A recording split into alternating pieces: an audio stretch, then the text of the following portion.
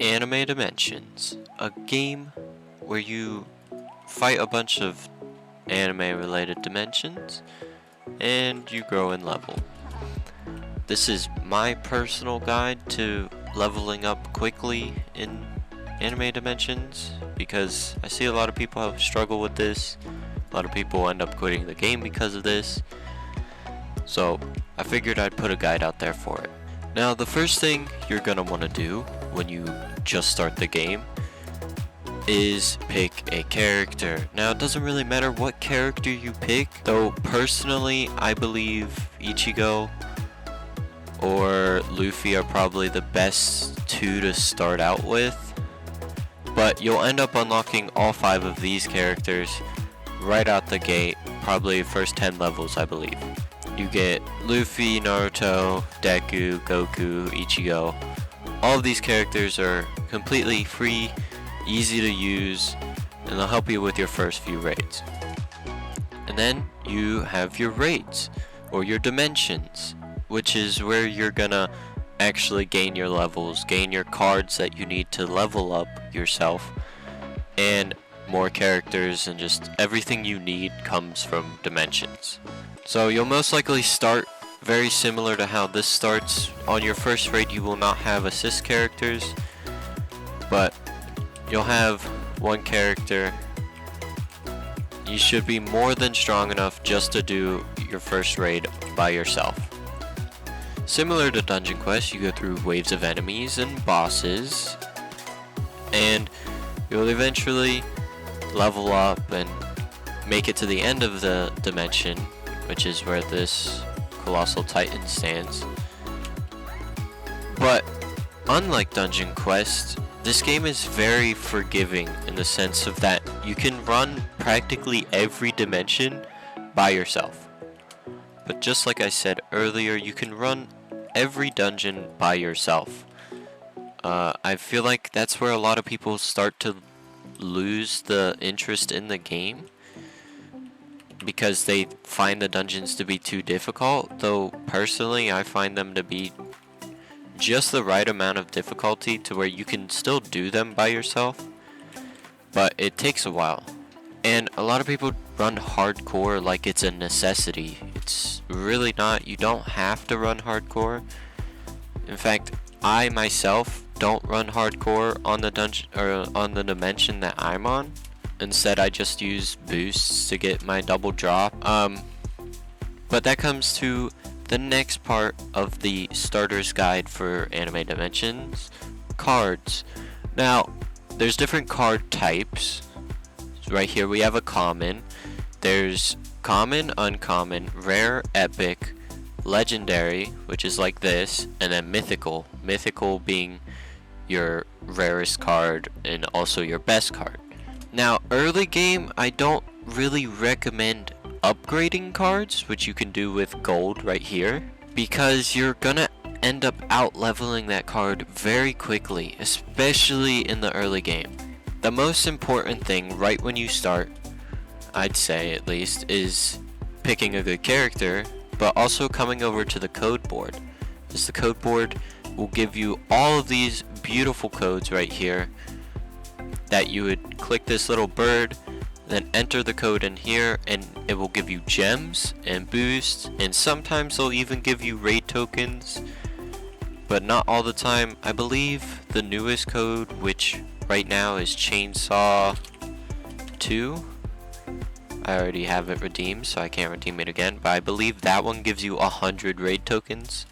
Make sure you're putting in the codes. They're incredibly useful. It's free, double XP, double drop, double gold, and just overall it's just really helpful. 1,000, at least 1,600 gems, which if you don't, that's fine. Just grind a little bit more. You get gems with every level up, and you can do your quests, which give you plenty of gems to use. You even have weekly ones that you can do.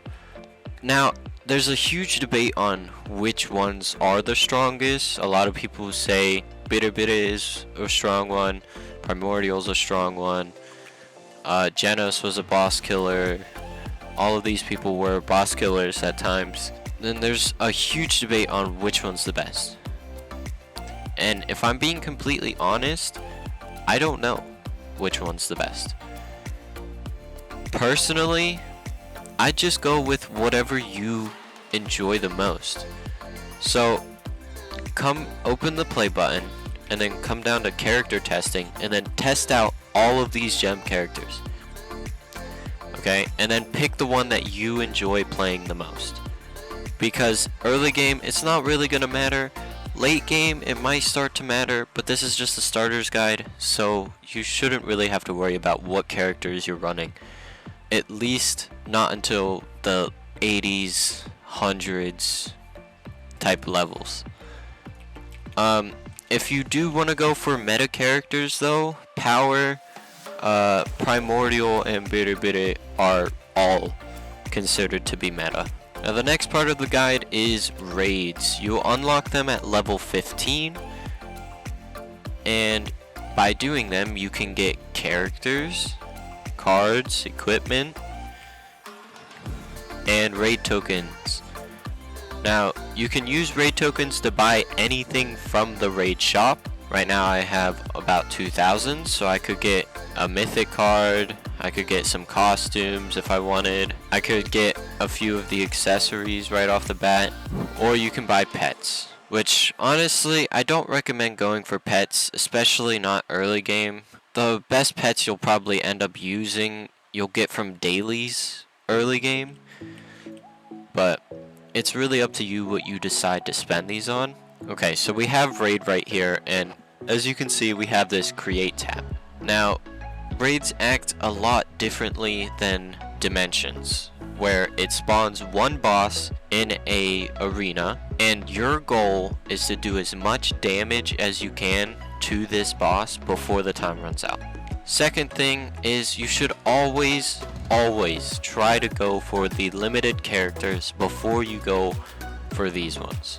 And the reason I say that is because the limited characters will leave, and if they leave and you don't get them, then they're most likely never coming back unless it's a shadow form, which I'll get into shadow forms later. But the whole reason that you want to get all the limiteds that you can is for this collection right here. This collection right here gives you points based off of how many things you have collected, and the more points you get, the more stats you get. Now let's get on to probably the last thing you'll need to know about, which is boss rush and speed raids. Speed raids are very similar to boss rush, but boss rush is a little bit more difficult, I want to say, than speed raids. As speed raids, you take a character, any character that you have, and you battle a boss, and then you get rewards. Depending on how long it takes you to beat this boss, you'll get a different number of rewards, as you can see on the ranking right here. But by doing speed raids, you can end up getting shadow tokens, which are like the raid tokens, and then you can buy shadow characters. Now shadow characters are limited characters that ended up leaving the shop from raids and end up coming here. They're not as good as the normal raid character, but they're still somewhere in between there.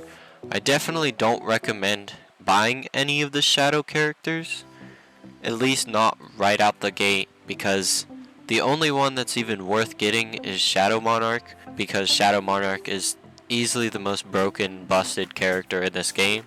But as you can see, he's also the most expensive one, so you're going to be grinding this for quite a while. Boss Rush, on the other hand, is where 3 bosses will spawn in. Each time you kill one, another one spawns, and it'll happen 3 times in a row. Similar to that though, depending on how fast you beat the raid, you'll get a certain number of rewards. This time, however, the rewards you get can be character drops, or an accessory, or a mythic card, though most of the time they're boss rush tokens, which can be spent at the shop here.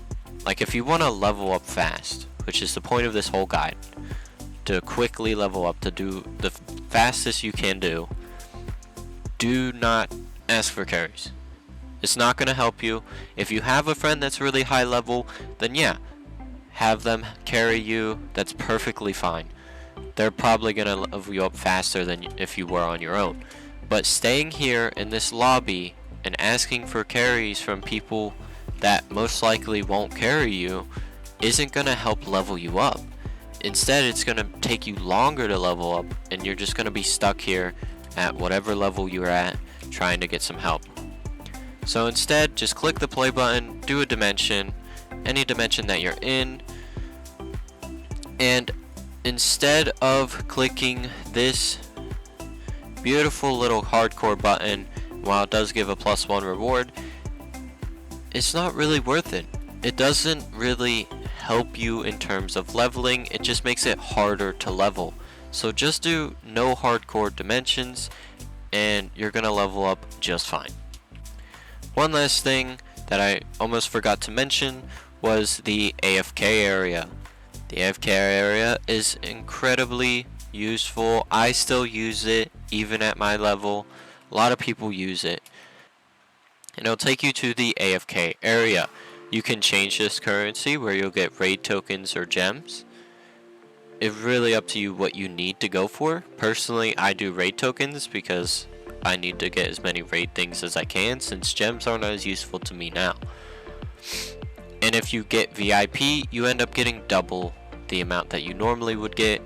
Since I have VIP, I get 4 raid tokens. Normally you would get 2. And with gems, I get 6. Normally you would get 3 if you don't have VIP. Every 5 minutes though, this will add 6,000 and then 4 raid tokens. And you can let this sit for days, a few hours. Maybe you just want to let it sit for 5 minutes.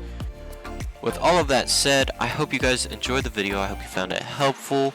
And I'll see you in the next one. Peace.